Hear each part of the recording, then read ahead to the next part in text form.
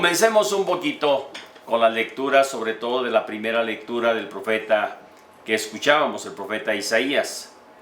Son pocos los lugares en los cuales se habla, sobre todo en el Antiguo Testamento, de las llaves. O en la Biblia, muy pocos lugares se habla de las llaves del poder que en algún momento se le da a alguien que participa en estas circunstancias, sobre todo de autoridad. Sin embargo, tenemos que decir, no solamente en tiempos del profeta Isaías, sino en todo tiempo y hasta nuestro tiempo, lo tenemos hoy muy marcado por todas las situaciones que se han presentado. Como en algún momento en las cuestiones públicas, sociales, económicas, religiosas, ha habido siempre, yo digo con esa palabra, vivillos, gente lista que se quiere pasar de lista. Y en algún momento actuando de una manera totalmente contradictoria a lo que debería de ser el servicio que están prestando, y tomando de ese servicio que es público, se aprovechan de él para su beneficio. Esto es lo más desgarrador que tenemos incluso a nuestros días. Hasta cierto punto, que ya en algún momento lo he comentado, como en alguna situación, pues nuestras autoridades principales, voy a decir un poquito, hemos tenido gente que ha hecho del poder y del tener aprovecharse del bien común. Sin embargo, hoy por hoy puedo decir, y que en algún momento, pues tratando de alguna forma, el ejecutivo del país ha querido que en algún momento pues esto se remedie. Sabemos que es algo muy profundo, que es algo muy enraizado en una sociedad, y que en algún momento pues nos ha traído toda una serie de injusticias, toda una serie de robos, de desfalcos, en todas las situaciones sociales. Y de alguna forma tenemos que decir cómo él ha estado tratando de ayudar en ese sentido, poniendo a elementos, pero también politizando, que tampoco eso no se vale. Y en eso soy contrario. Con todo el respeto que me merece, soy contrario. Sin embargo, sí tenemos que decir, como en el profeta Isaías, como en algún momento, pues en la administración y en los cargos y nombramientos que se tienen, incluso en el templo, era cuestiones de escándalos, de abusos, era cuestiones de poder, de derroche del dinero público, como se sigue haciendo hasta el día de hoy también, con corrupción, aunque digan que no la hay, ya que está ahorita, ya cambió todo, no es cierto. Todavía lo tenemos en una situación que yo creo que todavía hay moches, hay arreglos, hay tratos, hay favoritismos, hay toda una situación que a veces nos envuelve. Sin embargo, también que tenemos que decir que con muy escasa conciencia y menos escrúpulos ambiciosos, hay gente que se aprovecha de sus cargos públicos y de sus buenos contactos para hacer fortuna a la sombra complaciente del palacio, de los reyes, de los presidentes, de los gobernantes, de las salas de gobierno, de los jueces, de tanta gente que en algún momento pues se aprovecha de eso, como lo hizo en algún momento también Somná, que era el administrador del rey en tiempos del profeta Isaías, y le reclama totalmente, le dice: ya no vas a ser administrador porque tú has sido un mal administrador, te has aprovechado del bien de los demás, de la fortuna del lugar, y has hecho para ti un privilegio. Creo que con esto tenemos un poquito, diríamos, lo que en algún momento sucede hasta nuestros días, y que el día de hoy pues vamos viviendo de alguna forma, sobre todo qué es lo que tenemos que hacer. Primero que nada, hacer conciencia de la necesidad de que al escuchar, si nos decimos cristianos, católicos, de la necesidad de la justicia, de la necesidad de la rectitud, de la necesidad de una buena administración, de la necesidad que se tiene a nivel social de cambiar ese tipo de actitudes que en algún momento denigran el bien social, denigran la buena administración, denigran las situaciones que incluso se dan dentro de la iglesia también. No podemos decir que solamente de la parte de gobierno, no, en todos los niveles, en muchos momentos se da este tipo de situaciones donde a veces ocasiona un deterioro y un daño en el bien común. Y en ese sentido pues tenemos que decir, hoy día pues también la situación que yo no quisiera un poquito por ahí tocarla, pero que también tenemos como en cualquier construcción, en cualquier negocio, en cualquier, se busca el privilegio y el moche. Me das tanto y yo te concedo el permiso de construcción, me das tanto y tú construyes como tú quieras, acá nomás me hago el sordo que no veo que tú construiste mal el piso y los edificios y todo, y Esto es tu negocio, pero a mí me das tanto. Y esto lo tenemos en muchos campos. No sé hasta dónde podríamos en algún momento decir que como cristianos católicos tenemos una gran responsabilidad. ¿Y cómo se llama esa responsabilidad? Se llama justicia. ¿Cómo se llama esa responsabilidad? Se llama sinceridad, rectitud. Y para eso necesitamos precisamente la formación desde los más pequeños comenzar. ¿Por qué? Porque si queremos ya a los que ya fueron formados hace 70 años bajo un gobierno y bajo una situación, estamos mal. Tenemos que comenzar con los niños, formando en ellos la rectitud, la justicia, la verdad, el derecho, el actuar conforme a las normas que deben ser, en algún momento no a la mentira, no al engaño, no al encubrimiento, no en algún momento por allí a los moches bajos. Y no solamente mirar, como decimos, de tejas abajo, sino tenemos que mirar, como yo digo siempre, de tejas arriba de manera vertical y horizontal, porque no solamente le fallamos a Dios, sino le fallamos también a nuestro prójimo, nos fallamos a nosotros mismos. Y eso es denigrante. Claro. Tú acabas de decirlo, porque el amor de Dios, precisamente la misericordia, su bondad, se manifiesta ante ese tipo de actitudes aun cuando el hombre cae. Y ahí tenemos que decir, ¿por qué le fallamos si Él nos ama? Simplemente nos quieren decir que la fe permanezca encerrada en el templo. Y afuera es otra cosa. Y decimos, no, el ser humano es un ser total, un ser que abarca todo su contexto ético, moral, religioso, político, económico, es un todo. Y esto es lo que a veces nos quieren separar totalmente, haciéndonos pensar que solamente la fe tiene que vivirse solamente en el templo. Y no es cierto. Hermanos, tú en tu familia, en tu casa, tú eres un cristiano y como cristiano tienes que actuar en tu casa, en el templo, en tu trabajo, en tus labores, en la cuestión política, en la cuestión moral. Creo que tienes toda la posibilidad y ojalá que esto no se te olvide. En los momentos críticos de la vida hay que aprender simplemente a dar una respuesta a esa realidad personal que eres un todo. Y un todo que está en un contexto social. No un todo egoísta, no un todo solamente personal, sino en un contexto con los demás. Y hay otro detalle por ahí que en algún momento tenemos yo creo que repensar también, como en algún momento, de alguna forma, nosotros no somos alguien individual. Tenemos que ser conscientes de esa responsabilidad que tenemos en la relación con las personas, pero también tenemos que decir que ser respetuosos, tú acabas de decir por allí, ser atentos, honestos, en algún momento no pensar solamente en nosotros, sino también en los demás. Y en ese sentido, saber entender a quien no piensan igual que tú.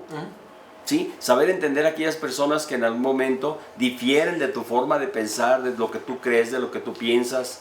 Y esto a veces nos cuesta mucho trabajo porque estamos acostumbrados a decir, es que yo tengo la verdad. Pero sabemos que la verdad tiene muchos aspectos y que no solamente, la única verdad así, que no falla, es Dios. Es la única verdad que no falla y es Dios. Y en ese Dios nos encontramos con lo que es Cristo, como su Hijo que nos vino a salvar y que ha querido estar con nosotros. Es la verdad también. Cuando le preguntaron, dinos qué es la verdad, dice Jesús guardó silencio en aquel momento. ¿Por qué? Porque Él era la verdad. Yo estoy aquí y no me entiendes. Yo estoy aquí y no has comprendido qué es lo que estoy diciendo. No has comprendido que lo que yo le hablo a la gente, por eso le digo, pregúntale a la gente. Y la gente en algún momento, él dice, había escuchado que algo le decían que estaba un profeta semejante a Juan y que estaba haciendo milagros, estaba haciendo obras, estaba predicando. Pues ya le había comentado muchas cosas y sin embargo él seguía sin entender. Dime qué es la verdad. Y ahí tenemos una de las respuestas que Jesús simplemente nos dice, la verdad es única, es Dios. La verdad es única, soy yo. Allí nos lo señala de esa manera.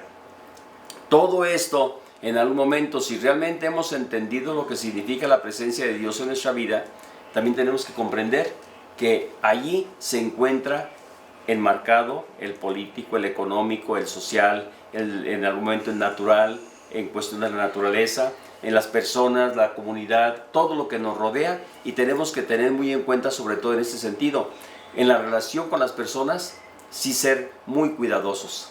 El trato con los demás, nadie nos pone como jueces de otros. No tenemos ni toda la verdad ni la única verdad. Es lo primero.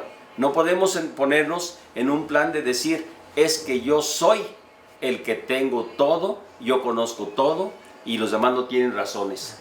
Creo que hoy nos encontramos con otra vez con el mismo situación de que en algún momento yo por allí critico y no estoy de acuerdo y lo digo públicamente, de que en algún momento pues nuestra autoridad ejecutiva de la nación simplemente es blanco o negro. O conmigo o contra mí. O conmigo o contra mí. Y eso pues no se vale. Sabemos bien que no es cierto. No es posible eso. Tenemos que ser un poquito más abiertos con otras, es decir, en algún momento abstenernos propiamente y respetar, defender los valores que tienen los otros también. Los nuestros y los de los otros. También ocurre que en algún momento, si hablamos en el campo de la iglesia, a veces quisiéramos como apoderarnos de Dios, adueñarnos de Él, para justificar a veces nuestras posturas, querer ver a un Dios a nuestra manera, a nuestro modo, a nuestra forma de ser, y que de alguna forma nos hace olvidar otras realidades. Pensamos en las construcciones, pensamos en los templos, pero nos olvidamos del pobre, a veces nos olvidamos del migrante, nos olvidamos del huérfano, nos olvidamos del anciano, nos olvidamos de aquellos que se encuentran en las fronteras sin papeles, de los enfermos, de los pueblos que en algún momento padecen y sufren sobre todo la opresión, o que en algún momento les quieren robar sus tierras. Tantas cosas que a veces tenemos y que de alguna forma nos olvidamos de esa realidad también que existe en el nivel de nuestra vida personal, de nuestro alrededor. En cuanto a la fe, no se le puede convertir en un asunto privado, como ya decíamos hace un momento con Jesús, que a veces se le pretende encajonar solamente en el templo. Tiene que afectar todas las leyes. Yo digo que cuando en algún momento nuestros diputados, nuestros senadores en las cámaras, en algún momento ellos fueran verdaderos cristianos, verdaderos hombres de fe, verdaderos hombres que por lo menos creen en las leyes, en la verdad, en la justicia, tendrían que actuar con rectitud en todos los niveles de su vida. Y tenían que actuar conforme, sobre todo, para ser personas creíbles. Hoy están con todo el respeto que me merecen. Hay gente muy buena en las cámaras, pero también hay gente muy ladrona, muy desgraciada, muy mala, que ha hecho del negocio, ha hecho de su vida, y ha hecho de la política su negocio y su vida. Y allí, ¿qué es lo que ha ocasionado? Pues el deterioro de nuestra situación económica a nivel social, a nivel de toda la república, y esto, querámoslo no tarde que temprano, pues nos va a afectar a todo mundo. Y yo creo que esto es algo que tenemos que pensar en un mundo más justo, más libre, más pacífico, más fraterno, apartándonos de aquello que en algún momento pues sea contrario a la iglesia, contrario a la fe, contrario a las leyes, contrario a la justicia, contrario a lo que vivimos. Creo que con esto podríamos redondear un poquito lo que en algún momento nos viene a presentar sobre todo papeles. Esa es la pregunta central sobre todo que Jesús les plantea después de que en algún momento escucha las respuestas que le dieron y dice, oye, pues esto no está llegando, no está llegando, no han entendido todavía otra vez, no han entendido. Y viene la pregunta como es fundamental, ¿quién dicen ustedes? Ya no dice, ¿quiénes dicen nosotros? ¿Quién dicen ustedes? Yo que he estado con ustedes, que he compartido con ustedes, que he vivido con ustedes. Y ahí es donde entra, yo creo que una de las cuestiones que en algún momento tenemos que plantearnos. ¿Qué es lo que Jesús quiere también hoy de nosotros ante esa pregunta? ¿Quién dices tú que soy yo? ¿Quién dices tú, Jesús? ¿Quién dices tú, Padre José Luis? ¿Quién dices tú, Josué, como niño? ¿Quién es Jesús? Hoy nos sigue preguntando. Y te sigue preguntando a ti en tu casa, en tu familia, en tu hogar. ¿Quién dices tú que soy yo? Y aquí es donde viene, ¿qué respuesta le vas a dar?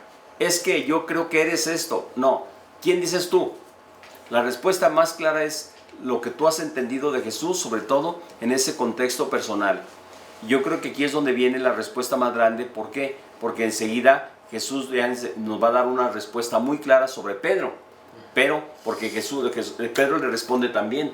Pero aquí en ese sentido, ahora viene la pregunta personal. Yo, tú.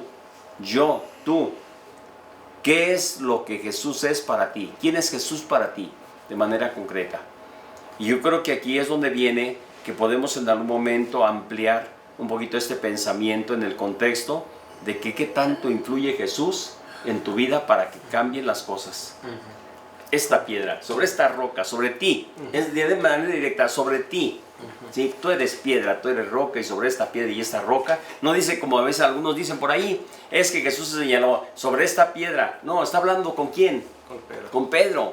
Tú eres Pedro, tú eres roca, y sobre esta roca edificaré mi iglesia. Y esto es fundamental, hermanos, familia. ¿Por qué? Porque en algún momento, si entendemos esto, es una de las verdades de la Iglesia Católica. Es una de las verdades fundamentales. No podemos olvidarla ni dejarla. Con toda la diferencia que en algún momento pueda haber con grupos religiosos. Pero la Iglesia Católica se inicia con Jesús y Pedro. Con Jesús y los apóstoles. Con Jesús y los primeros discípulos. Allí se inicia. Y nos lleva para que nosotros mismos vayamos dándole una respuesta. Desde aquel entonces hasta el día de hoy, tenemos que lo fundamental ha permanecido. Lo demás, lo trascendental y lo transitorio y muchas cosas y normas y eso pueden ir cambiando. Es la naturaleza humana y es la misma iglesia que tiene que ir cambiando, porque si no, estaríamos como los que en algún momento, con todo el respeto que merecen, con todas sus cualidades, pero también con todo su gran defecto, lefebrianos, que en algún momento ellos dicen, es que el pasado era la verdadera iglesia y ahora ya no es. No pues, estamos en ese proceso de transformación, lo fundamental no cambia. La lengua, por eso están ellos peleando, por la lengua, que porque han de ser el latín. Pues yo les digo, entonces que empiecen a hablar, porque la lengua de Jesús no fue latín. No fue latín. La lengua de Jesús fue el arameo y el hebreo. Entonces, ¿cómo es posible que en algún momento ahora digan que latín era la lengua? Les digo, no pues, no puede ser posible. La lengua se va a ir adaptando según las necesidades de los lugares y los tiempos, para podernos entender sobre el mensaje concreto de Jesús, el Hijo de Dios, sobre el mensaje concreto del presente en el amor de Dios, que es Jesús para nuestro día, para nuestro tiempo. Hay algo que quiero destacar. El atar y desatar en la obra de Jesús es el poder. Te doy el poder como mayordomo ahora de la primera lectura que tú decías. ¿Sí? Ahora Pedro recibe esas llaves. ¿Por qué? Porque ahí es donde viene que en algún momento tiene la autoridad para hacerlo, tiene la autoridad para cumplir con esa misión.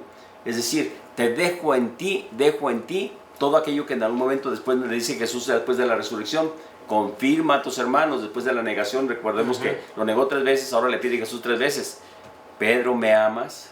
Pedro, ¿me quieres? Pedro, ¿me amas? Señor, tú lo sabes todo. Dice, Pedro lloró por aquella pregunta y se dio cuenta de que realmente estaba Jesús confirmando su fe. Ve y confirma a tus hermanos ahora en la fe. Y con ese sentido tenemos como Jesús hace que Pedro vaya madurando poco a poco, sobre todo en ese proyecto, y vaya haciéndose presente para toda, sobre todo una comunidad que va viviendo, como tú decías, va a ir cambiando muchas cosas, y eso lo sabemos, y seguirá cambiando. Las cuestiones en algún momento humanas van a ir cambiando, que si un día la lengua cambia totalmente a otra lengua y que la entendamos, es suficiente para decir Jesús vino y estuvo entre nosotros, compartió con nosotros, es nuestro Salvador, y es aquel al cual en algún momento la iglesia de una manera va siguiendo de manera muy importante, y que Él ha dejado en ese caminar, en ese proyecto de salvación, pues para todos los hombres, no es para un individuo o para unos privilegiados, es para todos los hombres. Por eso tenemos que decir que hay una experiencia también personal vivida, como lo tuvo Pedro, como la han tenido los apóstoles, como la tuvieron en algún momento los papas, como la han tenido el Papa Francisco, una experiencia muy particular, sobre todo en este sentido, de nuestra realidad de hoy. Algunos quieren ver todavía que el Papa anduviera en el burro que anduvo Jesús, que se moviera de esa manera. Es decir, no es posible, estamos en otro tiempo, con otras circunstancias, y ahí es donde entra un poquito que podamos entender cómo algunas cosas van a ir cambiando. Otras podemos decir que ha habido abusos en el pasado, en el tiempo. Sí, sí lo ha habido. No podemos, como dicen, tapar el sol con un dedo. Pero sí tenemos que entender que en nuestra fe siempre es eclesial, comunitaria, y que debe de actuar en manera personal y sobre todo hacia los demás, que nos rodean en un contexto más, diríamos, de fe, más que de cuestión humana, pero que toca todos los ámbitos de la realidad humana, lo que es nuestra fe. Y el Espíritu Santo sigue actuando en su iglesia el día de hoy, con todas las cosas que en algún momento ustedes quisieran poner o quitarle o ponerle, sigue actuando y está presente para nosotros. Pero más que todo, acordémonos, Dios siempre está presente en nuestra vida en la medida que lo dejemos entrar y que se convierta en algo transformante, algo que nos ayude a cambiar, que ayude a mejorar nuestra vida, a sentirnos realmente que somos amados y que podemos amar. Que el Señor los acompañe y esté con ustedes. Y que la bendición de Dios Todopoderoso, Padre, Hijo y Espíritu Santo, descienda sobre ustedes y les acompañe siempre. Jesús le respondió: dichoso tú, Simón, hijo de Jonás, porque esto no te lo ha revelado nadie de carne y hueso, fue mi Padre del cielo. Ahora te lo digo, tú eres Pedro, y sobre esta roca edificaré mi iglesia. Y el poder del infierno no la derrotará. Y el poder del infierno nunca la vencerá. Te daré las llaves del reino de los cielos. Todo lo que ates en la tierra quedará atado en el cielo. Y lo que desates en la tierra quedará desatado en el cielo.